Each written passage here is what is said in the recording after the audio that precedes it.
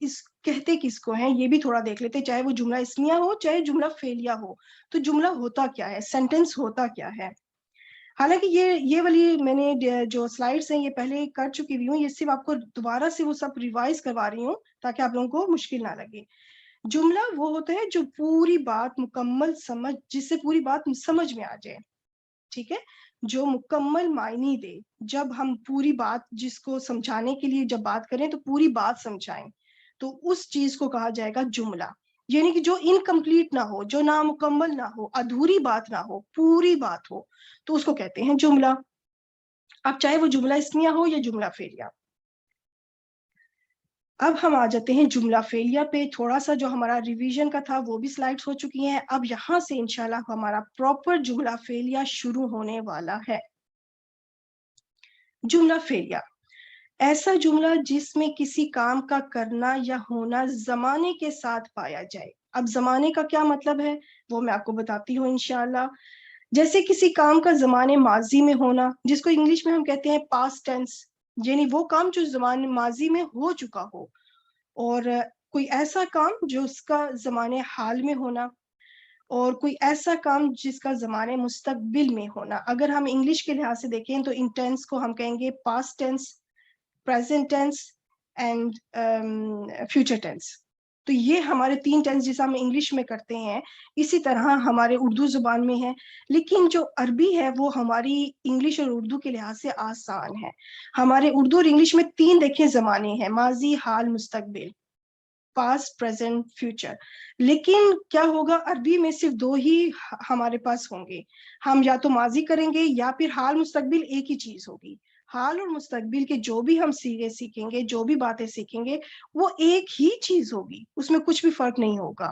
تو اس کے لیے، اس لحاظ سے آپ کے لیے بہت آسان ہو جائے گا انشاءاللہ۔ تو یہ چیز آپ کو سمجھ میں آ گئی کہ زمانے کے لحاظ سے کیا ہوتا ہے۔ اب میں آپ کو جملہ فعلیہ میں کچھ بتاتی چلوں کہ جملہ فعلیہ میں یہ جو میں نے ابھی بتایا ماضی، حال، مستقبل، اس کو عربی میں کیا کہتے ہیں۔ تو جملہ فعلیہ جو ہے نا ہمارا، یہ بہت زرخیز زمین ہے، بہت زرخیز زمین ہے۔ اس پہ ماشاءاللہ سے بہت پیداوار ہوتی ہے۔ کس لحاظ سے پیداوار ہوتی ہے وہ دیکھتے ہیں انشاءاللہ۔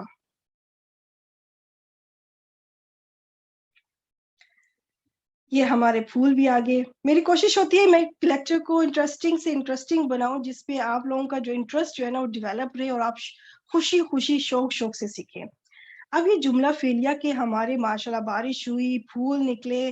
اب اس تین پھولوں کی خاص کیا بات ہے، ان میں پہلا جو ہے وہ ہے فعل ماضی، دوسرا ہے فعل مضارع، اور تیسرا ہے فعل امر۔ اچھا، یہ جو فعل امر ہے نا، اس کا زمانے سے فی الحال جیسا میں نے آپ کو حال، ماضی، مستقبل بتایا، اسے آپ یہ جو دو فعل ہے نا ان کا تعلق ہے حال، ماضی اور مستقبل سے۔ فعل ماضی سے تو آپ سمجھ ہی ہوں گی کہ ماضی کا مطلب اردو زبان میں بھی وہی ہے، ماضی مطلب پاسٹ، یعنی فعل ماضی میں ہم جو سیکھیں گے اس کا مطلب یہ ہوگا کہ ایسا کام جو گزرے ہوئے زمانے میں ہو چکا ہو۔ اور فعل مضارع میں حال اور مستقبل دونوں شامل ہوں گے، حال اور مستقبل دونوں شامل ہوں گے۔ تو اب آپ سوچ رہی ہوں گی فعل امر کیا ہے، تو ابھی اس کا وقت نہیں آیا۔ جب انشاءاللہ ہم، جیسے میں نے اپنا شروع میں سفر آپ کو بتایا تھا، جب ہم اس پوائنٹ پہ پہنچیں گے، ہماری کار جب اس پوائنٹ پہ پہنچے گی تو ہی انشاءاللہ آپ کو میں بتاؤں گی، چونکہ ابھی ہمارا ڈیسٹینیشن پوائنٹ جو ہماری کار پہنچی ہے وہ فعل ماضی تک پہنچی ہے۔ ہمارا یہ پہلا پوائنٹ ہے سفر کا، ہم نے اپنا سفر فعل ماضی سے شروع کرنا ہے، تو فل کنسنٹریشن بھی ہماری فعل ماضی پر ہی ہونی چاہیے۔ تو یہ تینوں لکھنے کا مقصد یہ تھا تاکہ آپ لوگوں کو پتا ہو کہ جملہ فعلیہ میں یہ تین طرح کے فعل آتے ہیں، ٹوٹل 3 طرح کے فعل ہیں، ٹھیک ہے۔ تو ہم نے ان تینوں فعل کو اپنی اپنی وقت پہ سیکھنا ہے انشاءاللہ۔ اچھا، ابھی کیا ہے کہ یہ تو ہمارا ہو گیا پورا انٹروڈکشن کہ جملہ فعلیہ کے اندر کیا کیا آتا ہے۔ اب ہم دیکھتے ہیں اگلی سلائیڈ کو۔